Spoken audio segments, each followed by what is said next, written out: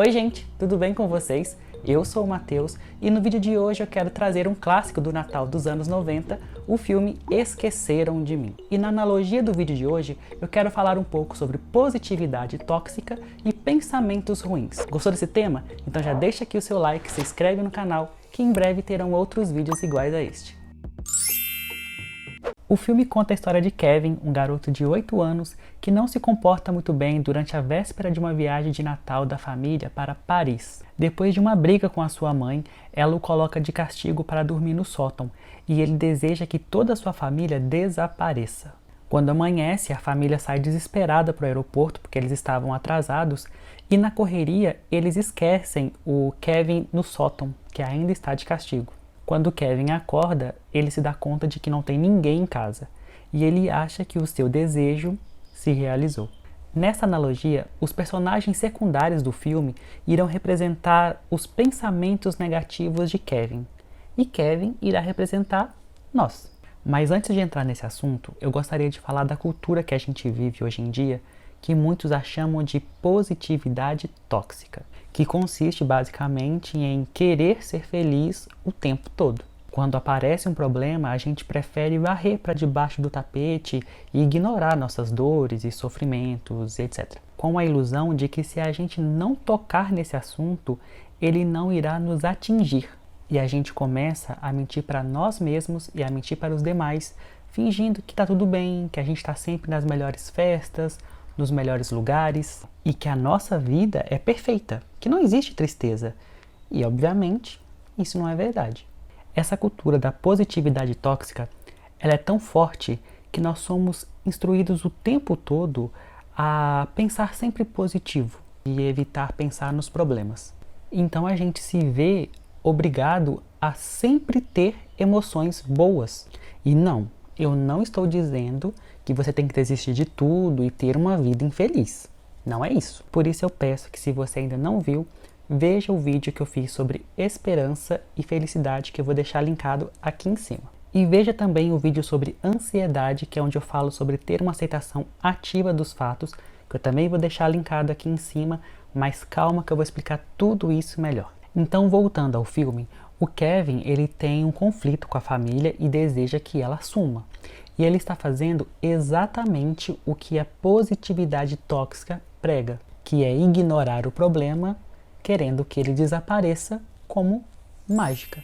Mas o filme mostra que ignorar um problema, família, não é a solução. Porque quando evitamos pensar em algum tipo de situação que nos aborreceu, que nos gerou algum tipo de sofrimento, o que acontece? Esses pensamentos sempre voltam. E quando voltam, vêm sempre mais fortes. Eu vou te dar um exemplo. Se eu te falar nesse exato momento, não pense em uma bola amarela. Pensou, né? No filme, quando a família desaparece, surgem os ladrões querendo invadir a casa. Ou seja, ele ignorou um problema e surgiu outro ainda maior. Tá, mas então o que a gente faz nessa situação? Bom, tem uma cena do filme que o Kevin aprende uma lição muito importante. Ele tem muito medo de ir no porão, mas ele se dá conta que o medo que ele sente não é real, que este medo é fruto da imaginação dele. Mais pra frente do filme, ele conta que esse medo passou quando ele acendeu a luz, ou seja, ele viu a realidade como ela é. E esta realidade nem sempre é bonita e positiva, mas ela faz parte da nossa vida. É uma tarefa fácil? Nem sempre. Pensamentos ruins, eles vêm e vão o tempo todo.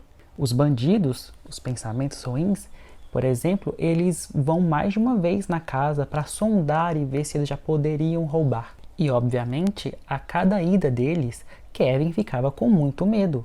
Mas foi aí que ele acendeu a luz mais uma vez, que foi quando ele decidiu não ter mais medo dos bandidos. Tem até uma cena bem legal do filme, que é quando ele tem o plano máximo, que ele está saindo de dentro da igreja e na medida que ele vai andando pela rua, as luzes da cidade, das casas, vão se acendendo atrás dele. É como se ele estivesse se iluminando. Nessa analogia, isso quer dizer que ele está passando a ter uma aceitação ativa dos fatos que estão acontecendo. Ele está conseguindo ver as situações com clareza. O Kevin já não pode mais ignorar os problemas que a cada dia que passa fica mais perto. Ou seja, os bandidos, que nesta analogia representam os nossos pensamentos ruins, eles se alimentam da nossa luta. Quanto mais a gente evita, mais eles se fortalecem. Então, essa aceitação ativa é parar de ignorar o problema e dizer para si mesmo: ok, isso que eu estou sentindo é medo, ou raiva, inveja, ciúme, seja o que for. O importante é que a gente perceba que essas emoções, elas fazem parte de nós, mas elas são apenas um pedaço de nós. Às vezes, quando a gente está passando por um problema, uma situação muito desagradável, você fica assim, ó. Você não consegue ver o objeto com clareza. É preciso que você se afaste para você conseguir ter uma dimensão real do que você está vendo. E com os pensamentos não são diferentes. Às vezes a gente está tão chateado que a gente foca naquele pontinho ali que deixou a gente triste e esquece de avaliar a situação como um todo. O versículo 13 do livro Dhammapada, que é este livro budista que eu já comentei aqui no canal, diz o seguinte: da mesma maneira que a chuva penetra na casa mal coberta de palha, as paixões invadem a mente mal vigiada. Isso quer dizer que os pensamentos negativos, eles podem e vão passar pela minha cabeça. E é preciso que eu os reconheça e entenda o que são. Isso que eu estou sentindo é raiva. Isso que eu estou sentindo é inveja, orgulho, vaidade, tristeza, seja o que for. Quando eu reconheço o que eu sinto, eu consigo identificar e comparar se eles fazem ou não parte dos meus valores. E assim fica mais fácil eliminá-los e não criar laços com eles. E, portanto, eu posso agir. Eu vou dar mais um exemplo. Sabe quando acontece aquela situação no trânsito em que você fica muito bravo? Aí chega alguém e te fala assim: calma, não fica bravo não. Adianta alguma coisa? Não, né? Mas o que eu posso fazer? Primeiro é aceitar que eu estou com raiva e que esta raiva é minha, ela não é do outro. E eu tenho o direito de sentir raiva, mas eu não preciso manifestar essa raiva. Eu não preciso buzinar, xingar, iniciar uma briga. E isso já era agir, neutralizar a raiva. Neste exemplo da raiva, às vezes ela serve como pontapé inicial para você agir diante de uma situação de injustiça. Se você vê, por exemplo, alguém maltratando um animal sem motivo nenhum na rua, se é que tem motivo para isso, né? Você vai ficar quieto? É claro que não. Por isso que é importante que a gente desenvolva o discernimento, que é a capacidade de compreender a situação e tomar a decisão adequada naquele momento. Porque, como eu já disse aqui no canal, as nossas emoções, assim como a musculatura do corpo, se a gente quer que ela se desenvolva, a gente precisa trabalhá-la. Trabalhá-la para que a gente não perca o foco do nosso ideal humano. Porque, como eu disse no vídeo sobre felicidade, quando estamos alinhados com o nosso ideal humano, somos mais felizes. Porque a felicidade é uma consequência, ou seja, para a gente ser feliz, não significa que a gente não possa ou não deva ter emoções negativas, porque elas fazem parte da vida. Porém, o mais importante é que a gente esteja agindo de acordo com os nossos valores. E brigar no trânsito, como dito no exemplo anterior, às vezes por uma besteira, não faz parte dos meus valores. Um pensamento que gera algum tipo de sofrimento não significa que você fracassou. Não existe não ter tristeza. Tristeza faz parte da vida. Tristeza é normal.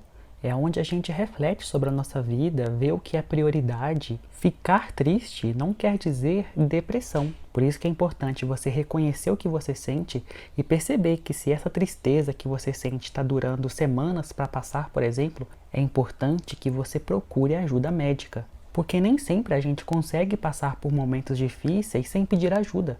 Peça ajuda. Buscar ajuda não significa ser fraco. Busque ajuda médica. Busque a ajuda de terapeutas, psicólogos, pessoas que sabem e podem te ajudar. Muitas cidades possuem parcerias que fornecem esse tipo de atendimento gratuito. Então veja se na sua cidade também tem. Mas voltando aqui, Um dia eu ouvi de uma pessoa que eu gosto muito uma frase que me impactou muito na hora. Ela me disse assim que ela não gostava de pensar em assuntos sérios, né, que era política, causas sociais e problemas no geral. E que era por isso que ela estava sempre feliz. E eu fiquei tipo assim, oi? Em que momento essa pessoa para refletir e perceber que a vida não é só festa? Que horas ela se olha em profundidade? Em que momento ela para de se distrair e percebe a realidade como ela é?